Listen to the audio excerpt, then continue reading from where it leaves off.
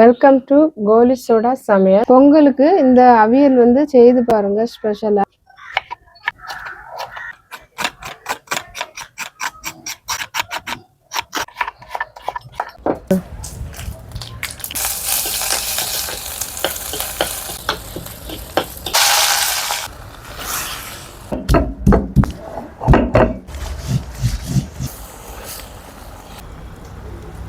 Comment பண்ணுங்க, subscribe பண்ணுங்க.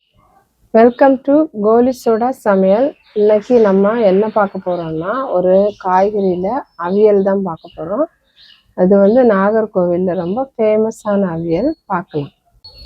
நான் அவியலுக்கு தேவையான காய்கறி எல்லாமே எடுத்திருக்கேன். அதில் வந்து கத்திரிக்காய், வாழைக்காய், எல்லா வகை காய்கறியுமே அவியலுக்கு பொருந்தும். நம்ம வந்து நிறைய கட் பண்ண வேண்டாம். எல்லாமே 1/4 துண்டு 1/2 துண்டு போதும். அதுவே நிறைய காய்கறி ஆகிடும். இப்போ நம்ம கட் பண்ணலாம். இப்போ நம்ம ஃபஸ்ட்டாக கத்திரிக்காய் எடுத்து கட் பண்ணுவோம். கட் பண்ணுறதே வந்து நம்ம நீளம் மட்டும்தான் கட் பண்ணணும்.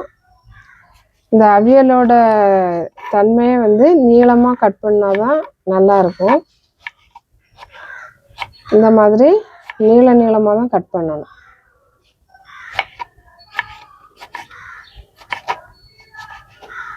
இதை தண்ணியில் போட்டுருங்க.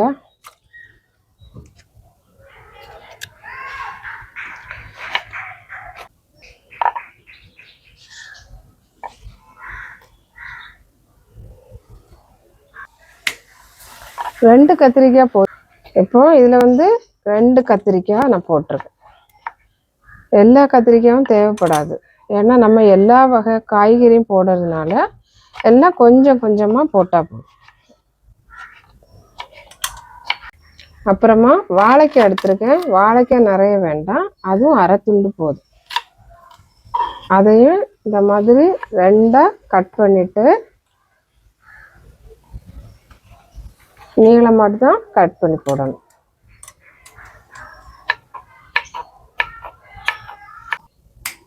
இந்த மாதிரி நீளமாக கட் பண்ணி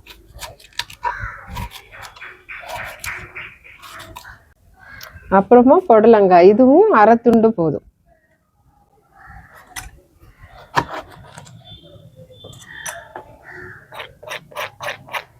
எல்லாமே நீளமாக தான் கட் பண்ணணும்.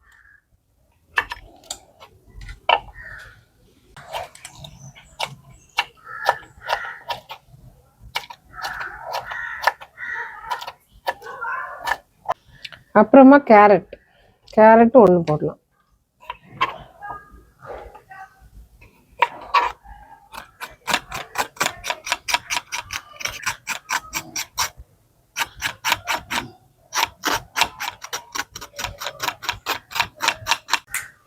அப்புறமா குட்டி உருளைக்கிழங்கு, பெருசாக இருந்தால் பாதி எடுத்துக்கோங்க. இது சின்னதாக இருக்குது, குட்டியாக இருக்கிறதுனால 1 போதும்.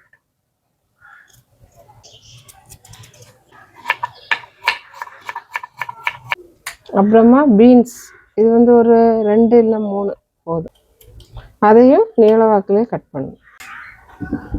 இந்த மாதிரி நீளமாக பீன்ஸு நறுக்கியாச்சு.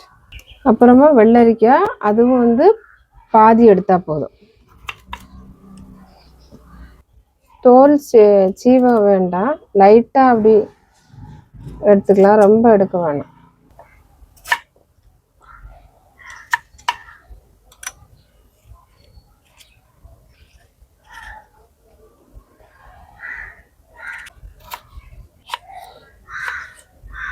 இதையும் கட் பண்ணியாச்சு. அப்புறமா லாஸ்ட்டாக வந்து சேனை, இது வந்து 1/4 துண்டு போதும். கட் பண்ணிக்கலாம். ரொம்ப கையை போட்டு இதில் பட்டுச்சுன்னா ரொம்ப ஊறல் எடுக்குங்க. அதனால் கொஞ்சமாக ஒதுக்கமாகவே கட் பண்ணி எடுத்துடணும். இதையும் நீளமாக தான் கட் பண்ணணும்.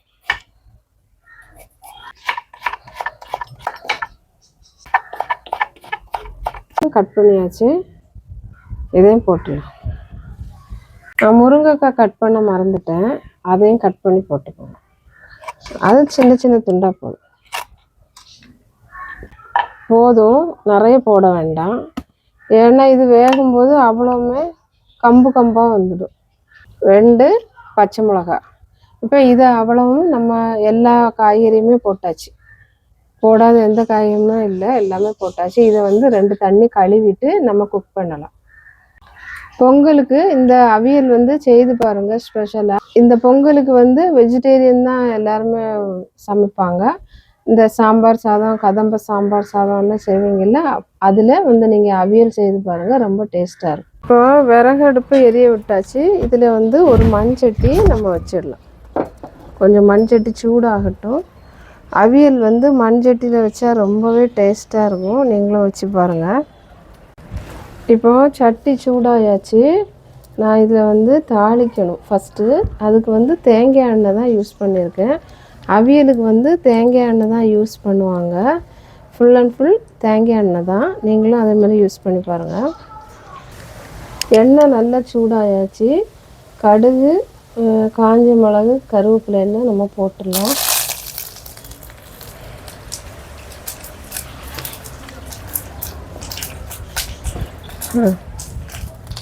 அதோட கொஞ்சம் வெங்காயம் போட்டுக்கோங்க.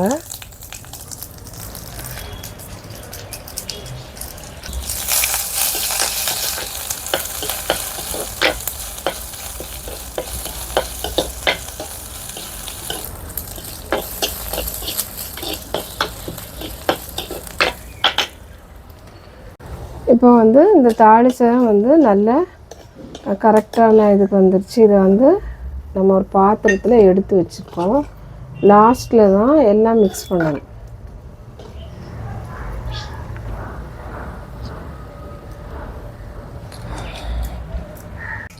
இப்போ நம்ம வெட்டி கழுவி வச்ச காய்கறி எல்லாம் இதில் போடலாம்.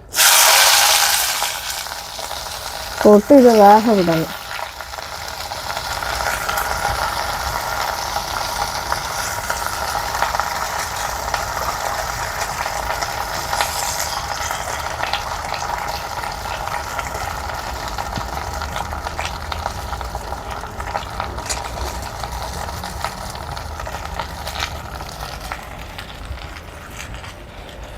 அதோட ஒரு அரை துண்டு வெங்காயம் சின்னதாக கட் பண்ணி போடணும்.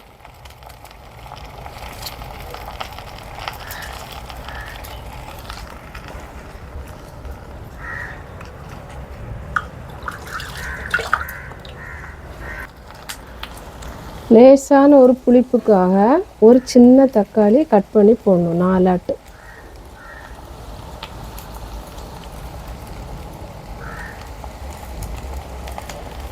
இதெல்லாம் சேர்த்து உப்பு போட்டு குலுக்கணும். நாங்கள் உப்பு எடுத்து கொஞ்சமாக உப்பு போட்டு குலுக்கி வைக்கணும்.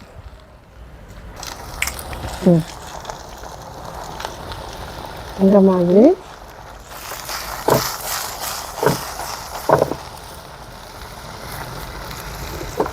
குலுக்கி வச்சிடணும்.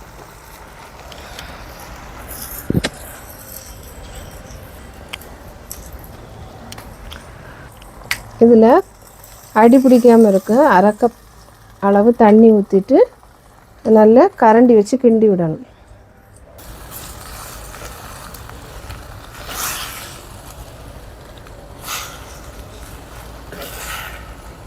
இது இருக்கட்டும். ஒரு மூடி வச்சு மூடிக்கோங்க, அப்போ தான் வேகும். இப்போ நான் அவியலுக்கு தேவையான மசாலா எடுத்துருக்கேன். அது என்னன்னா, அரை மூடி, அந்த சின்ன தேங்காய்க்கு அரை மூடி தான் தேங்காய் எடுத்துருக்கேன். 2 பல் பூண்டு, ஒரு டீஸ்பூனுக்கு சீரகம், பச்சை மிளகு, அரை ஸ்பூன் மஞ்சள் பொடி, இவ்வளோ வச்சு நான் வந்து அம்மியில் அரைக்க போகிறேன். நீங்கள் மிக்சியில் அரைச்சிக்கோங்க, இல்லைன்னா அம்மியில் அரைச்சிக்கலாம். அம்மியில் அரைச்சா ரொம்ப நல்லாயிருக்கும். முதல்ல தேங்காய் வைக்கலாம். தேங்காய், கருவேப்பிலை, பூண்டு,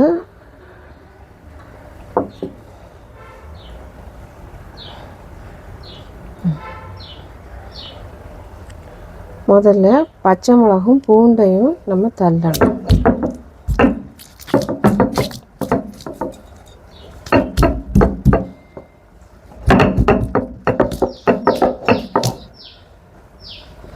அது இங்கே தானே பார்க்கும்.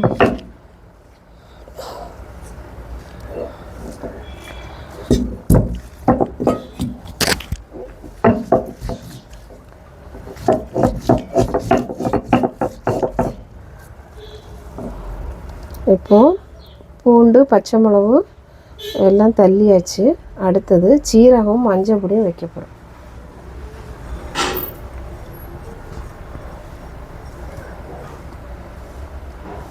இதை வந்து பொரியலுக்கு நம்ம மசாலா விட கொஞ்சம் கூட அரைக்கணும்.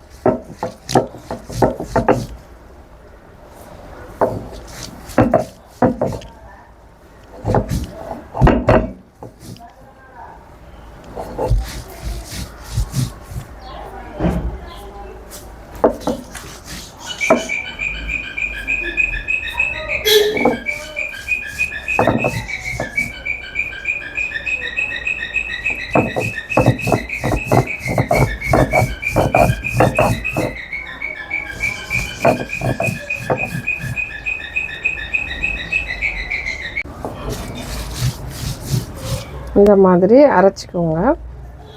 கொஞ்சம் தண்ணி தெளித்து கொடுக்கணும்.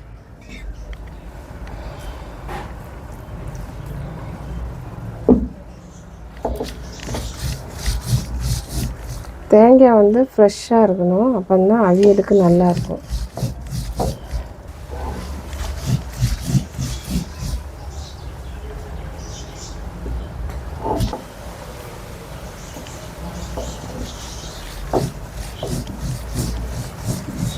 அவ்வளோதான். நம்ம இன்னும் இதை எடுத்துடலாம்.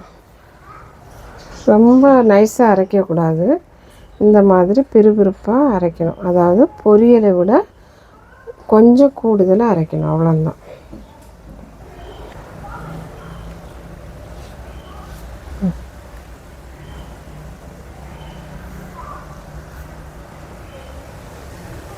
இந்த அரைச்ச தண்ணியை அதோட லைட்டாக ஊற்றிக்கணும்.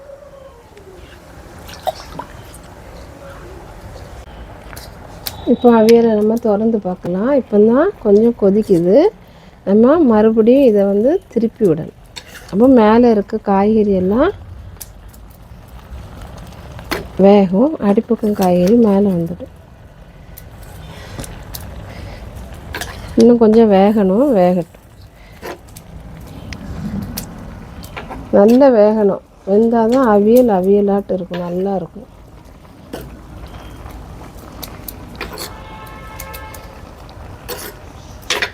தண்ணி விட வேண்டாம். காய்கறியிலே தண்ணி இருக்குது. அதில் எடுத்துக்கும். மறுபடியும் மூடிக்கலாம். இப்போ அவியல் காய்கறி வந்து நல்லா வெந்துருச்சு. நம்ம இந்த மசாலாவை மேலே அப்படியே வச்சிடலாம்.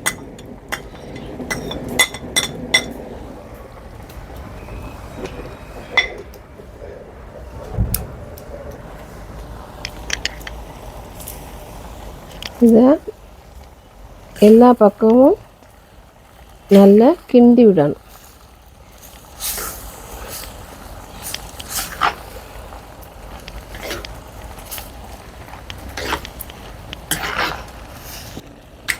கொஞ்சம் மசாலா போட்டிருக்கிறதுனால அந்த மசாலா ஸ்மெல் போகணும்.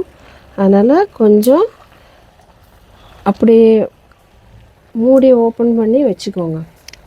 அந்த ஸ்மெல் போகட்டும்.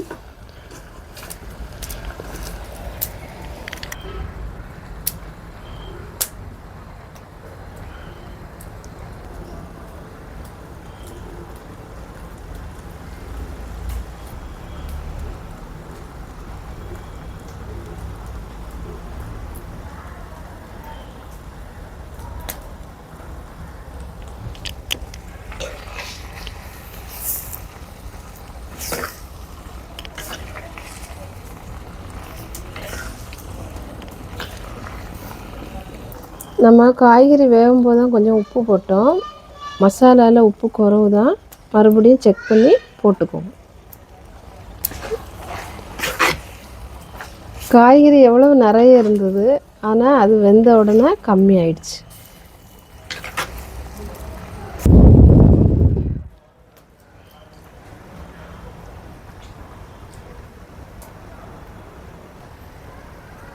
லாஸ்ட்டாக வந்து நம்ம இறக்கிறதுக்கு முன்னாடி, இந்த அவியலை நம்ம இறக்கிறதுக்கு முன்னாடி ஒரு ஸ்பூன் அளவுக்கு புளிப்பு இல்லாத தயிர் நம்ம ஆட் பண்ணணும். இது எதுக்குன்னா நல்ல டேஸ்ட்டாக இருக்கும்.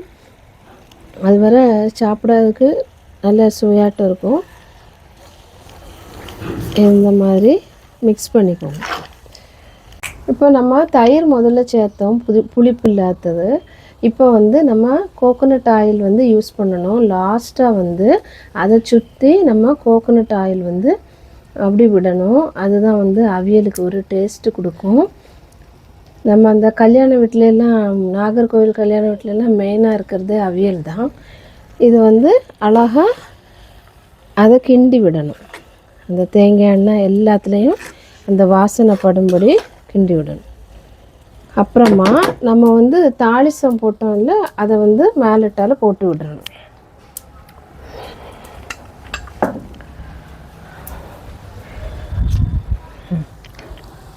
லாஸ்ட்டாக நம்ம இறக்கிறதுக்கு முன்னாடி இந்த தாளிசத்தை வந்து நம்ம போட்டுறணும். போட்டு அதையும் ஒரு கிண்டு கிண்டி விடணும். அவ்வளோதான், அவியல் ரெடி. நான் ஒரு பாத்திரத்தில் எடுத்து உங்களுக்கு காட்டுறேன். அவியல் வந்து நான் இறக்கி வைக்க போகிறேன். எல்லாமே கரெக்டாக பண்ணியாச்சு.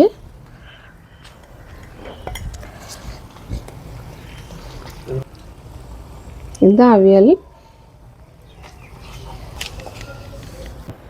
நல்ல மணமாக டேஸ்ட்டாக இருக்குது. கோகோனட் ஆயிலில் தயார் பண்ண அவியல். நீங்களும் உங்கள் வீட்டில் இதை ட்ரை பண்ணிவிட்டு எப்படி இருக்குன்னு சொல்லுங்கள், கமெண்ட் பண்ணுங்கள், சப்ஸ்கிரைப் பண்ணுங்கள்.